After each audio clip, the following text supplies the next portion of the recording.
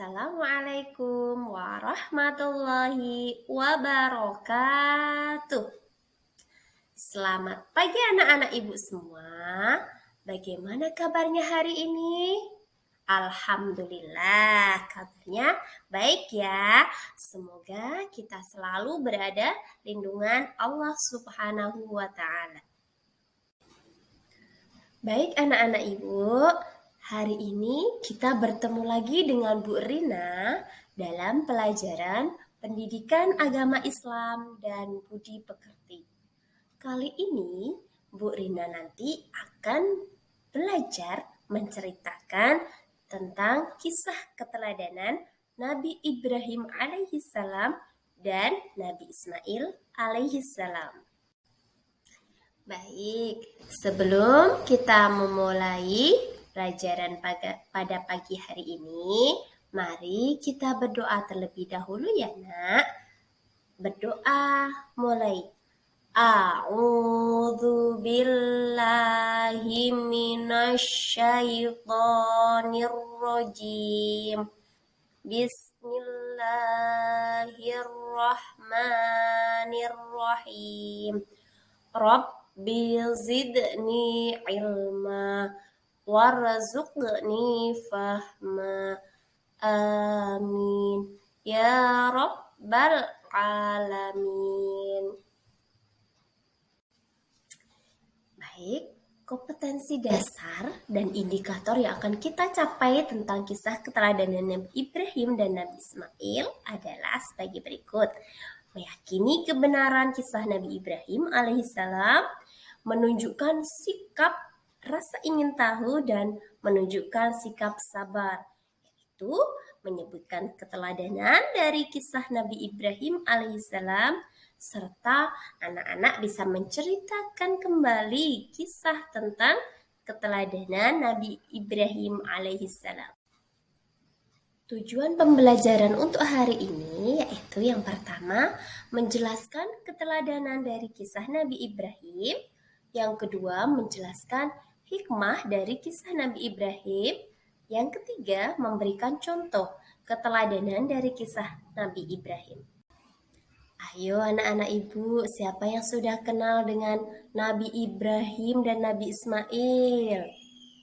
Benar, Nabi Ibrahim itu adalah ayah dari Nabi Ismail. Terus apa lagi?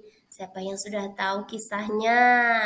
Benar, kisah Nabi Ibrahim dan Nabi Ismail diabadikan dalam Hari Raya Idul Adha. Pinter.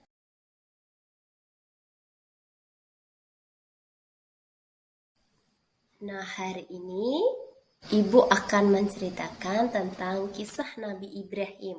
Di sini kita mulai dari kisah kelahiran Nabi Ibrahim alaihissalam.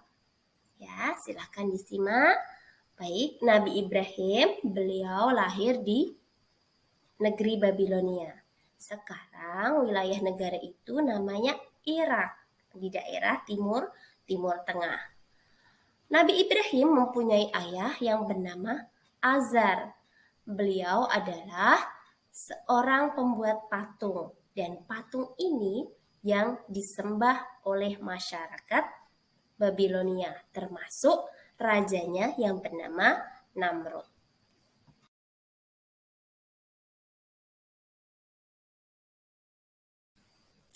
Yang kedua yaitu Nabi Ibrahim alaihissalam mencari Tuhan.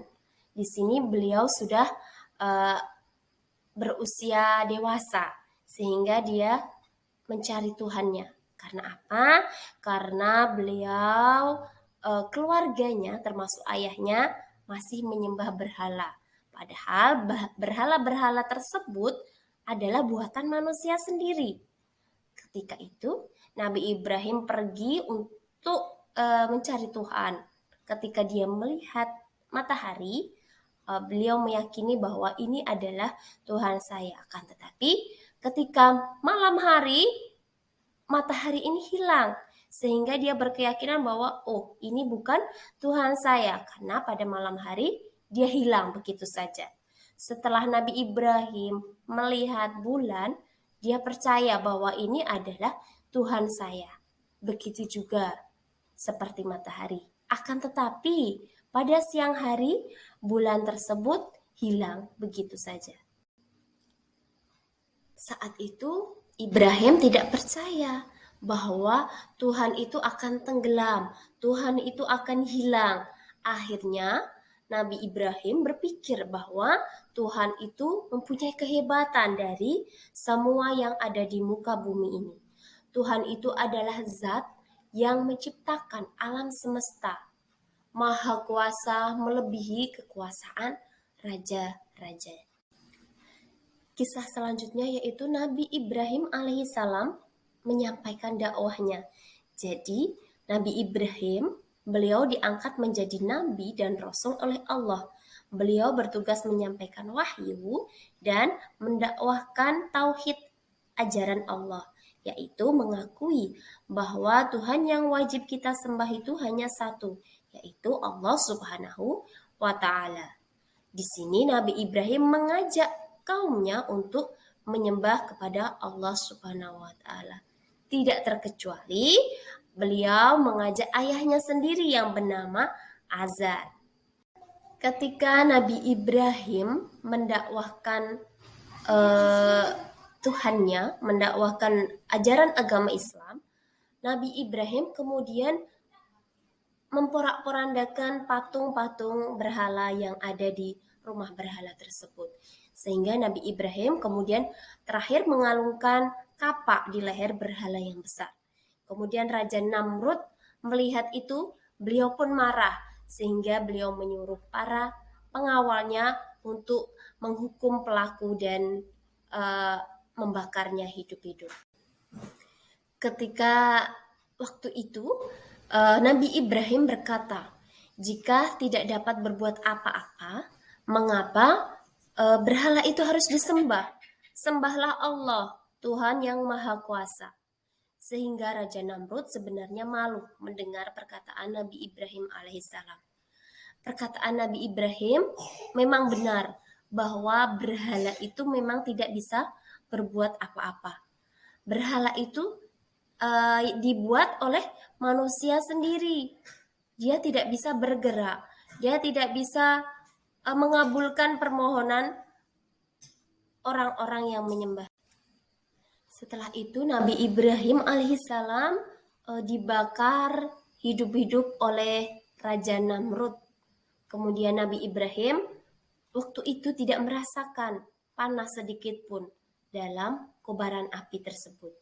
Karena atas izin dan kekuasaan Allah, api itu menjadi dingin dan melindungi Nabi Ibrahim alaihissalam. Orang-orang pun semuanya heran dan takjub melihat kehebatan Nabi Ibrahim alaihissalam. Dan beliau akhirnya orang-orang tersebut mempercayai ajaran yang dibawa oleh Nabi Ibrahim alaihissalam untuk menyembah Allah dan meninggalkan berhala-berhala yang mereka sembah.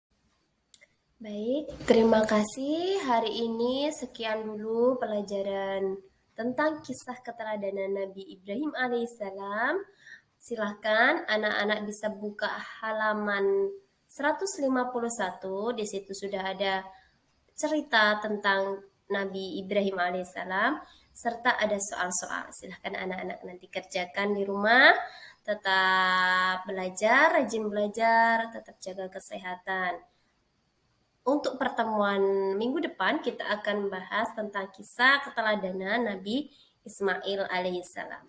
Baik, sebelum Ibu tutup, mari kita membaca hamdalah bersama-sama. Alhamdulillahi Rabbil Alamin. Terima kasih. Assalamualaikum warahmatullahi wabarakatuh.